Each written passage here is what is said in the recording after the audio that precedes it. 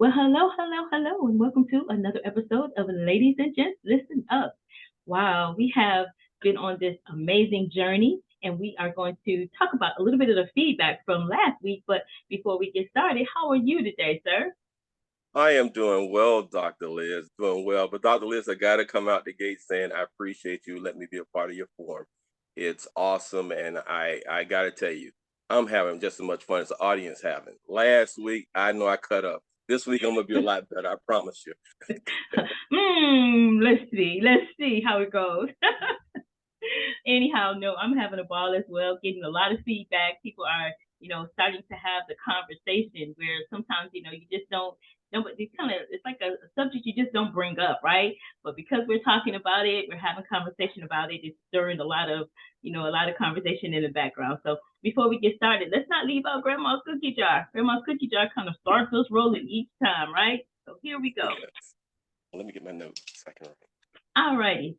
Wow. So grandma's cookie jar. I'm gonna start with a big nugget on the back on the front second. So crazy just might work. Crazy. Right. Now this is Yes. that's funny because I had a friend whose husband said that he liked her when she sprinkled a little crazy on it. He have no idea why, but it's a turn on for him. So crazy just might work. Okay. And then on the other side it says sometimes you win, sometimes you learn. Ooh, That's a good one. that's a real good one. Wow. Sometimes you win and sometimes you learn. Well, let's kick off today. Just a little bit of a recap. We talked about the selection process and we wanted to continue talking about that. We talked about intention and purpose and 4 ways to date and find a mate, right? But we're going to continue that conversation because we had some feedback on old fashioned, what old fashioned dating means, online dating, and then today we're going to wrap it up with fun, right? Ooh, Yes. that's a good conversation there. So when we talk about old fashioned, we had a comment that kind of encompassed both. The comment said that, of course, that they're enjoying watching and they're learning from it. They're saying that times have changed though when it comes to dating, and this was one of my points about courtship, right? About good old fashioned courtship. So they said that the old fashioned way of dating would be for a man to pick you up and open the door, bring flowers, take you out to eat or like for a cup of coffee or something, and just have good conversation. But in today's society, it's very different. There's so many men that don't believe in the old fashioned way as far as meeting somebody. They meet people online, and then, but once you have that gut feeling or red flags, you should stay away. I think the best way to meet someone is through mutual friends, like in a grocery store, a church, or other places, or what have you, because you have some kind of background or history or something to go by. And then it's a little bit of a longer one, but it also talked a little bit about, and he or she hit on all the points about having your own value system, how it's important to have your own value system and to have someone in your life that has pretty much the same values that you have. And so then boundaries that work and setting your own boundaries, right? And being on the same page. And in a relationship, everything should be negotiable and have a conversation about it so that you have good communication and you have no relationship and times have changed as far as sex, right? Some people believe that you meet somebody and it's okay on the first date, but old fashioned believes that you don't fall into bed with anybody that you meet. And so, or everybody that you meet. So, very, very good comment. Hit on a lot of points about, the dating process. And I think that communication is really important. Oftentimes, we don't communicate well with one another. And I'll bring up another instance on there was a couple. I go back and I reference to the Dear Future Wifey podcast, which I love because there's a lot of lessons to be learned there. And then Latarius Whitfield, he actually won podcast of the year. His podcast has touched so many people internationally, and he talked about his own personal journey. But one of the couples that were on there the other day, that just really, really was profound how they actually met on Instagram. But this part is what stood out to me for the whole thing. This is what stood out, one of the key points that stood out for me. And it was the fact that they talked about how they both were searching for a relationship, but a good relationship, and they both were on the same page as far as their communication. And when they came together and they actually met, they were evenly yoked. And the way that they describe being evenly yoked is that it meshed like an egg yolk. You put an egg together and it meshes together. And so they're what they were looking for, their prayer life, their worship life, what they wanted in a family, all of those things lined up. So they were able to get past the fears of meeting somebody and dating them. So I know I put a lot on the table, but I'm gonna bounce the ball in your court so we can keep the conversation going. Wow, you gave me a lot, Dr. Liz. You gave me a lot. And I'm glad that the audience now and your listening audience are participating, because this is what we're doing this conversation for, is for them as well as for us, because they says a teacher teaches what they need the most. And I know I need this type of training. So I'm happy to be a part of this. Now, if you remember that when we first started this series, we said that three things that we're gonna do. If we asked, if you allow Dr. Liz and I to coach you here, is three things that we promise you that we're going to do. And listening to the comments seemed like we're doing that. And we said that first we're going to share the strategies that we've learned to help you to go out and date, connect, and love to your full potential. That's the first thing we promised you. And listen to some of the comments. That seem like that's beginning to resonate with some. The second thing we promise you is that we're going to show you to answer the question of how do you follow your heart to make sure that nothing gets in the way of you finding that perfect love or that perfect partner. Seem like we're rolling that way too. And the third one we said we were going to discuss is, and try to get you to see, is how do we stop this time? How do we stop the usual dating headache that gets a heartache to get into every part of your relationship? Those are the three things we said that we wanted to work on in this series. We wanted to empower you. And then we actually said what the selection process was. And we said the selection process should be a way that you honor and effectively ensure that all suitable candidates are screened, selected, and you honor them in that process. So that's what we want to do, whether it's old-fashioned, whether it's online, whether it's just having fun, or whether it's the science of it all. And to answer that first question of that series of questions you had, when the lady said old-fashioned, when she mentioned old-fashioned, she's talking about friends or family, or she said through going into a grocery store or something. That's the container. We covered that. That's the container. Your container is that travel, your circle you travel, that circle. Some people only go into a certain area in their city, or a certain area in their community, a certain area in their state, or they travel the bus line, or they travel in that community. That's your container. Your container is a little bit bigger than your job, but it's your container. So you're still following the old-fashioned process, and it works. It works today. Now, the other one said that the other part of it that saying a lot of guys don't believe in opening the door and doing a lot of old-fashioned things. You got to realize that a lot has happened in the world. The world, especially in the United States, we're pushed that everybody have equal rights, that gays and lesbians and LGBTQ and everything, and everybody has a voice. Everybody's treated equal. Women's rights. Women were treated as less than for so long in America. They have a whole subject, a whole topic in our history of women suffering. So everybody has fought to get that equality with women. And that it's hard to say we're going to be equal on the work floor, and then not be equal on the dance floor. It's kind of hard to say what's equal. So some guys are confused. Do you want to be treated equal in all aspects, or is it that you want to be equal on the job but not equal? It's hard to navigate. So you can't blame the fellas sometimes. I'm not saying they get a pass, because it's all about respect.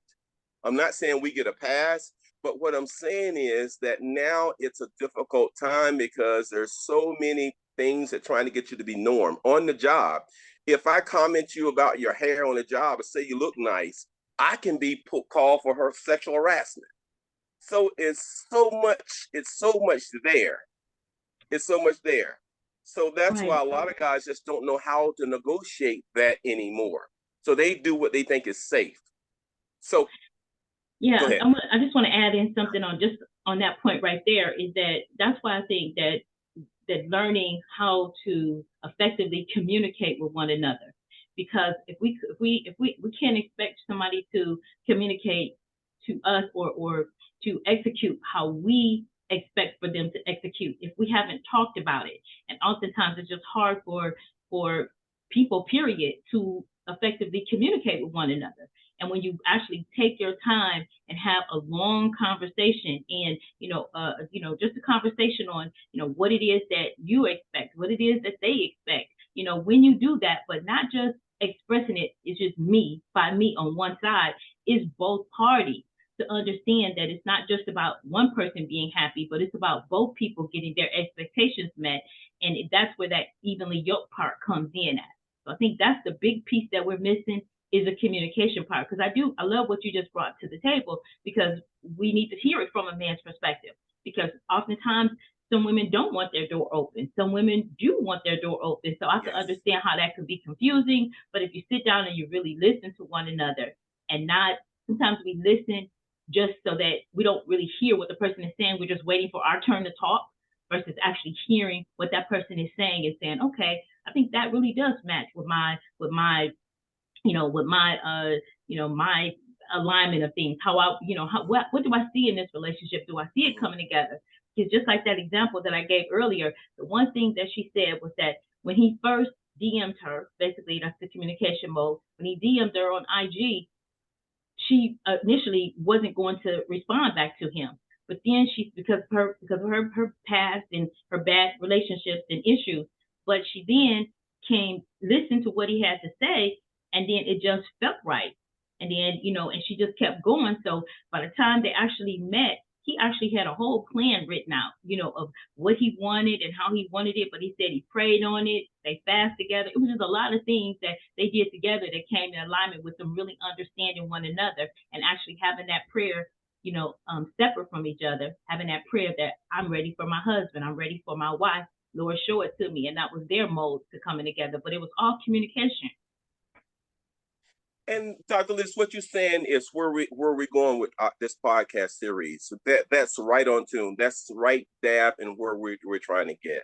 As a matter of fact, just having when we get to the just having fun today part, some of this will be evident in that we're trying to do that because we're presenting we're going to end up presenting three different scenarios, and as you take bits and pieces of those three scenarios, we're going to hit just what you just said. So we're getting that. So we're in tune, and your audience is definitely in tune with what we're doing. So that means we're resonating with each other. You and I are resonating with each other. Our listening audience is resonating with us. So it's working well. So I thank God for that. Now you got me sweating because when that lady said that thing about old fashioned, and when she asked that question about men, I'm a I'm going to get real transparent right now. I talked to a friend of mine this morning. Now, and that's why I know so much about the equality now. I worked with a person and we worked on a job.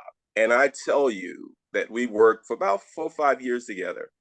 And in that 4 or 5 years, that was our container. And we worked, and the same thing I said about old fashioned, those things happen in that environment. And I tell you, if it wasn't for that stigma or what's acceptable, what's not acceptable, that lady would probably be my wife today. But because of that, can't cross that line, what's proper and what's not proper, I held my thoughts to myself. I kept all of my feelings to myself and I didn't share because I felt if I shared, I'd cross that line of work coworkers and stuff like that. So that held my part. And then the bad, I don't know if the bad or good thing about it. Guess what I realized? What's that? She felt the same way. Wow. Yeah. Years later, we had a conversation, And the conversation was, why didn't you go take that second step? So everybody suffers. Everybody suffers. Some things just happen that way. So let's get into this story. Unless you got some more questions, we'll talk about. Oh yeah, let me tell you this. Even my cousin called me on the phone, and she said, "Rufus, I've got so many questions about your podcast. You and Dr. Liz are amazing." She said, "But here's what I want to know." Boom. And I had to tell her, I said, "Hold up now, wait a minute now. You got to realize there's a dialogue between Dr. Liz and I. Man, we're bringing a lot to the table, and some of that is what's happening in the environment in which we live. So don't pin all that on my back." Right.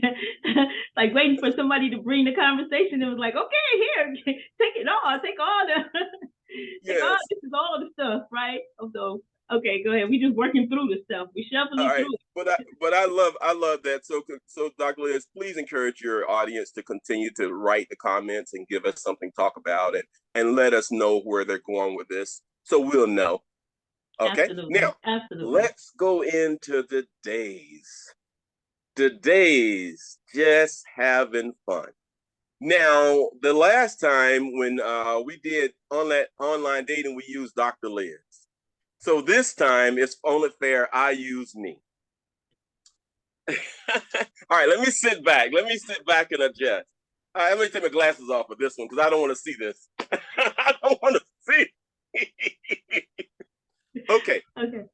All right. Now, in my life, I realized that, hey, look, I'm really busy about trying to leave a legacy for my grandkids. I'm so involved in my work. I'm so committed to doing the things in the community that I realize I don't have the time or the luxury, or it's not my focus right now to be in a committed relationship, because I know it wouldn't be fair to my mate or my partner, because they might need so much more that I can't give, or choose to give at this time.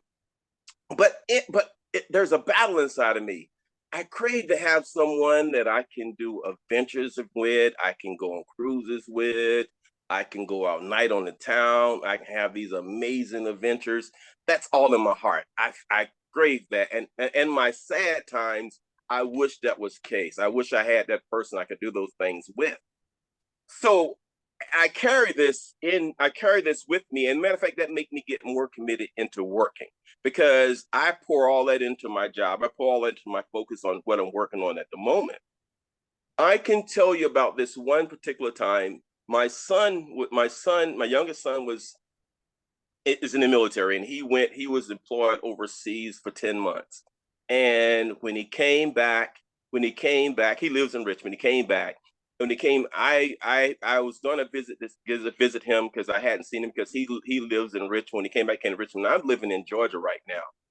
So it was kind of difficult, and I wanted to spend at least an evening with him, because my son, he's a great guy, but I'm not his favorite person to spend time with. So we spend maybe a couple hours here and there, and that's about all Pop gets. So I understand that. So what I did, I scheduled to meet him, and also I scheduled an appointment in Richmond at the same time. I says, I know my son don't want to spend a whole bunch of time together, so I can see my son and I can have this appointment.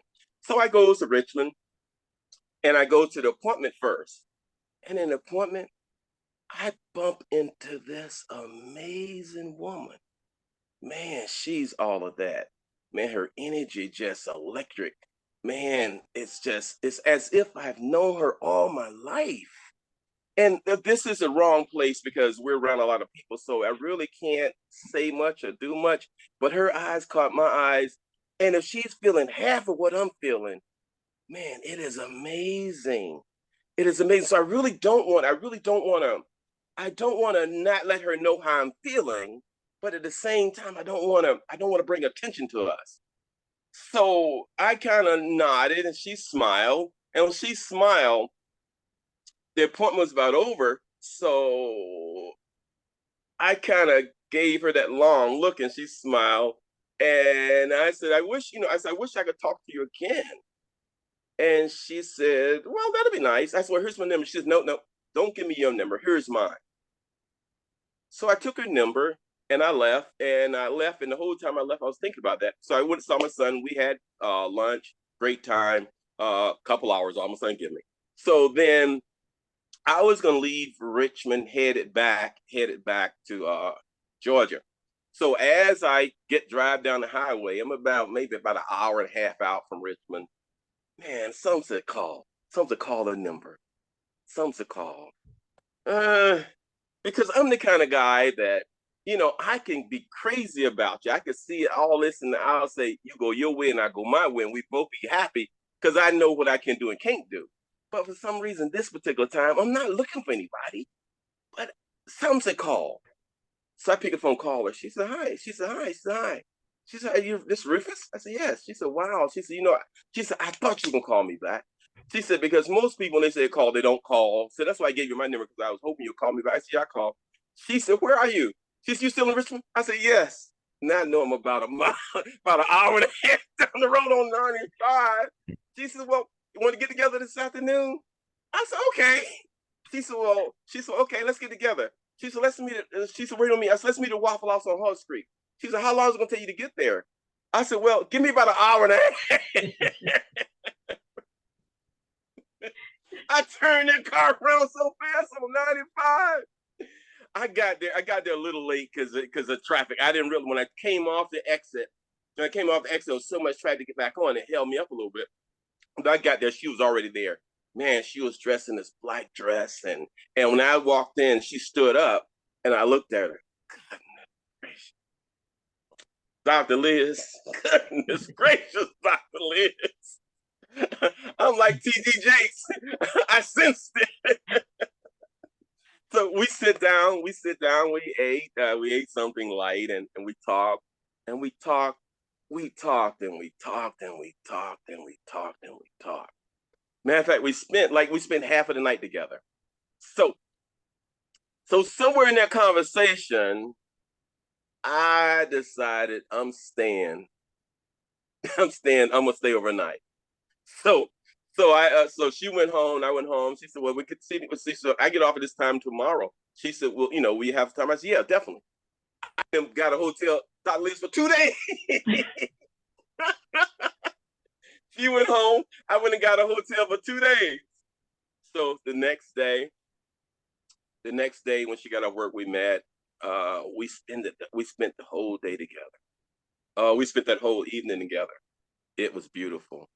So she said, what do you got planned next day? I said, I don't know. She said, I got plans for the next day. She said, we'll meet afterwards. She said, I'm gonna get off work a little early. She said, I'm gonna take off work a little early with me. So we met this is going into the third day. The first day I was in Richmond, the second day, and this is going into the third day. So, and this is my last day in town. So we met. She says, okay, we went to the Maymount Park. We went to the memorial. We went to the memorial on, I think it's whatever street, the Memorial Street, and we walked on the grounds there, and we walked downtown. We walked in Carytown, and it was amazing, Doctor. It was just amazing. So we had that fun. So it's kind of sad that I had to leave. So I said, look, I got to go. I know I had to go back to work. I've been gone for 3 days, so I had to go back because I got a store to run and all that. So we hugged, kissed, and I left. Boom. Man, all the way I was thinking about this, man, how did this happen? Wow, this is awesome, Dr. Liz. So I'm gonna fast it forward because this could take the whole session here. So I'll kind of speed it up a little bit. So we talked off and on for about 9 months, so almost a year over. And we would meet every 3 or 4 months. We'd come and meet. She'd come there, I'd come there, we'd meet. It was amazing. Dr. Liz, we moved in together. We decided to move in together. We moved in. It's 2 years now. We've been together for 2 years now, Dr. Liz. And you know what I like the most about it, Dr. Liz? Okay. Whenever something come up that we're unexpected, or when the messy stuff comes happening, we communicate. Our communication is so strong. We come from a place of love and understanding that we work it out, and it's seamless. It's seamless. It's just so because we both have that mindset that this is something that we both want to do and we want to share. And the difficult times, because it's blended families. I have kids, grandkids, she have kids. So it makes it easy when you love and you feel it in your heart. When you feel it in your heart and you know it's the right person for you, it makes it so easy. Dr. Liz, as I tell you this story, it's my heart just, oh, goodness gracious, girl. It sounds like that. It sounds like that even yoke though. It sounds like even yoke, and it sounds like even yoke, and it also sounds like it happens when we least expect it. But Dr. Liz, what just happened, Dr. Liz? What just happened? What just happened? You talked about a story. Well, you told your story. You bared your heart. Mm-hmm. All right. Let me share. Let me share. I'm glad you asked me that question. What just happened? Let me share with you. Here's what just happened. I've got to straighten my camera. Don't want to act right with me this morning here. All right. That's Here's good what just right happened. there. Mm-hmm. Okay. Here's what just happened. Remember when we first started last week and we talked about the things, and you remember how you said you interrogate, you investigate, and we said that was clarity. And what we said, clarity is when you ask yourself those questions first, when you know what your non-negotiables are, what your boundaries are, and what your values are, and you ask yourself first, and then second, you honor those. When you honor those, you begin to know what you want and don't want. So when you go into a relationship, you already know what you want and don't want for yourself and for that person. So clarity is the big key. So that's part of it. I knew what I wanted. She knew what she wanted. So we both had clarity in what we don't want and do want. So it's easy for us to come together that way. The second thing in that is that it's, I don't want to say this. We both knew what was in our hearts. We both knew what was in our hearts. We asked ourselves those questions again. How do I want to communicate? How do I want to communicate with my lover? What do I need from my lover or my partner to love me better, to love them better? We understood that. And some people call it the love languages. How do I want to be touched? Do I want gifts? Acts of what's that? I can't say the word. Acts of affection. I can't say the word. AFRI. I can't say that word. Wait a minute. Affirmation. I was certain words. See, I'm still thinking about my story. So bad. You talking about affirmations? You got me confused at that one, but I think you meant affirmation. Yes, that's it. Affirming the other person. I can't say that word. For some reason, I can't say the word affirmation. I wanted to add something about the clarity part, where I get those steps and those pieces of clarity, but I also, and when I said I switched from interrogation to investigation, because when somebody opens up something to you and talks to you about it, you still have to have your investigative cap on, because oftentimes people will tell you what they think you want to hear and what they think is for you. So that's why I say in getting that clarification or getting that clarity, you still have to have your investigative cap on, because if you sit there in la la land and just hear what somebody is saying and their actions don't align up with what they're saying, like your actions are lined up, her actions are lined up. You both found even an even yoke, if you will. You found where that yoke comes in and meshes in together with each other. So you had a lot of things that were in alignment, from what I hear in the story, a lot of things that were in alignment, and you were on the same page. And I think sometimes when we talk about fun, like what we were talking about, fun, you have to identify what's fun for that person. What's fun, because some people are having fun and they're dating multiple people and that's their fun. But you still have to be open with that other person in order to let them know that's what your fun is. Their brand of fun might be something different. Correct. And you call that, and they call that one self-reflection. Self-reflection is how do you honor your values? How do you honor your non-negotiables? How do you honor the things that's important to you? How do you do that? Because you have to first you have to build that bridge so your partner knows how to connect there with you. And that's very, like you say, that's very, very important. That's very important. Do you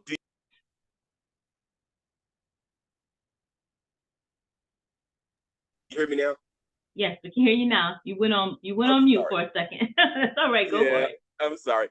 It's do you own your own happiness? Because if your happiness depends on somebody else, if your happiness depends on your spouse, then you're going to be in trouble. If your happiness and sadness depend on another person, you're going to be in a lot of trouble. You got to own your own happiness. You got to realize that your happiness is in you. Because a lot of times when you're away from your spouse, or significant other, or partner, that normally strengthens the bond. But if you're away from them and it weakens the bond where they are so clingy or you're so clingy, you're so needy, you can't be out of their sight. It's not a good mix. It's an issue because you're gonna always wonder what's going on, what they're doing. Are they cheating? Are they doing this and doing that? Because you don't have that strong bond. You don't find your own. You rely on someone else to give you what you should be doing for yourself.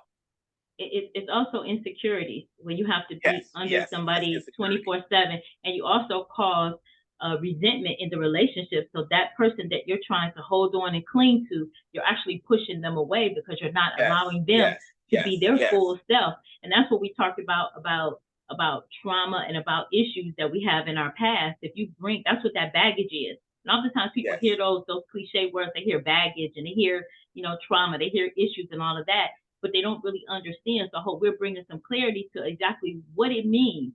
It means when you're bringing baggage, you're bringing some of your past issues, some of your past hurts.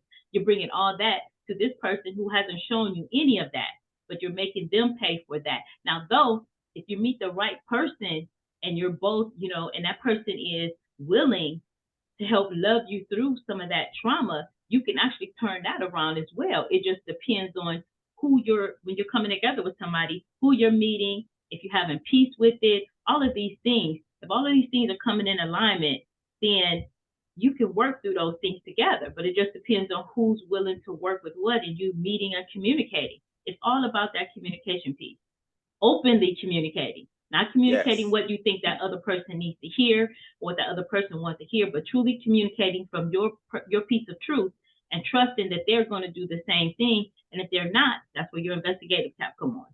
And then being okay to be by yourself. And not, like society always paints this picture. I'm doing a series in one of our other episodes about Table for One, and really getting to really enjoying. And when people ask you that question as a single, they say, what's a nice girl like you not married, or why aren't you married? But if you're doing all of the things, all of the things that you enjoy, doing all these things to really come to a place, a healed place, you can tell them, I'm having the time of my life.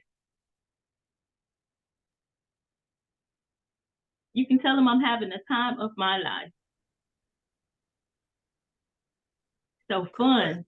Yeah, so fun is so fun. Yeah, we definitely want to have fun. We want to enjoy ourselves, but nobody wants to feel like they're the fool. Yes, and you're correct in that. And this is once again, this is all in self-reflection, because you have to realize you're responsible for your happiness. You're responsible for your life. It's not no one else's responsibility. It's your responsibility. And in self-respect and self-reflection, you have to love yourself enough to change. Like you said, when you made that decision for the Table for One, you made the decision to change for the better for you. You took responsibility for your feelings, and that's self-respect, self-reflection. And that's our number 2. First was clarity. Second is self-reflection. I can't even talk this morning. My tongue. I'm still thinking about my having fun episode. Girl, my heart is still beating fast. You're a great storyteller. That was absolutely fantastic, because you took me into the restaurant and I was like, wow, you took me into her beauty of everything. So, and how you felt about it. You're a great storyteller because you helped us to really see that. We don't get to see it from the male's perspective. So I think that brought a lot of richness to the podcast today. So thank you for that. So self-reflection, and in that, so we got clarity, we got self-reflection, and then the last part of the tools that we want to give you is the inspired action. The inspired action. And if you listen to my story, the inspired action happened a couple of times. When I said, hey, can I get your number? And she said, no, you take my number.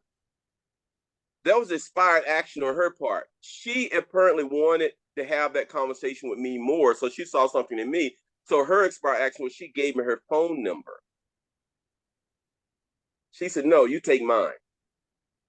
Because you got to realize some inspired action is you having limiting beliefs that has held you back from finding that love, or that you're not tall enough, you're not small enough, you're not big enough, you're not dark enough, you're not light enough, you're not strong enough, you're not athletic enough.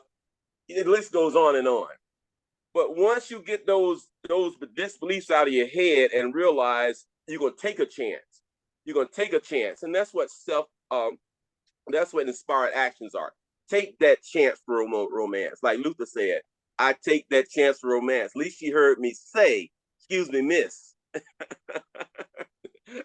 Let me come over." So those are the things you do in inspired action. Like that's in that second part. The second part, when she asked me, you out of Richmond yet? And I said, and I knew I wanted to spend more time with her. So I said, nope, inspired action, nope, I'm still in Richmond. Hour and a half down 95, almost on the North Carolina border. And see, that's so good right there, because what I want our ladies to hear is that when a man wants to spend time with you, he's going to make the time to spend with you. So that is something that I think we miss oftentimes. And I love what she did about putting the onus of responsibility back in your lap, and as far as giving her, calling her, starts her giving you her number. So I think we miss that a lot.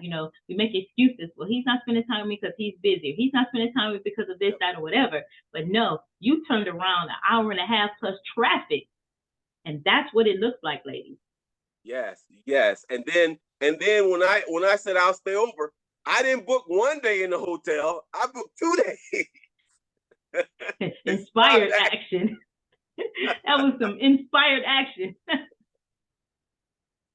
2 days. Absolutely. She had some powerful cologne. Go ahead. So these are the things that will help you get to where you're trying to go. Those 3 things. Clarification, that questions you ask, and then you be true to your own values, your own non-negotiables, and your own boundaries. And then second is you won't cross them yourself. You respect your own boundaries, your own values, and your own non-negotiables, and you ensure that they respect them. Because if they don't respect them, it's their fault. If you don't respect them, it's your fault. And then self-reflection. Do what you need to do to change. Realize you're responsible for your own happiness. You can't find your happiness in nobody else. Because you get somebody that kind of power over you, you've already lost. You're already a victim. Already. So love yourself enough to change and get yourself right. And the third part, inspired action. When you feel it, and you know get those disbelieving beliefs out of your head. It's not whether you're big enough, tall enough, short enough, pretty enough, ugly enough, got enough money, don't have enough money. That ain't it. Things of the heart aren't looked upon that way. If a person chooses you and you choose them, you'll know. Like T.D. Jakes said, you'll sense it. You'll sense it. Yeah. All right, Dr. Liz, that's right. all of that. I can throw in one other piece of that, but that's basically it. That is awesome, and we appreciate that. This was really good. It was rich, I like the transparency that we bring, and I've heard Dr. Henry. I was going to say, what is it? we both caught up in your story. Your story was good. That was good. But we're getting reaction and comment back that they love the transparency and such. So we appreciate everybody watching. Thank you so much for your transparency and everything that you bring to the podcast. So don't forget to like, share, and subscribe. Share this information with somebody else. Listen, learn, leverage this information, and we'll see you next time. Y'all stay fearless. Bye for now.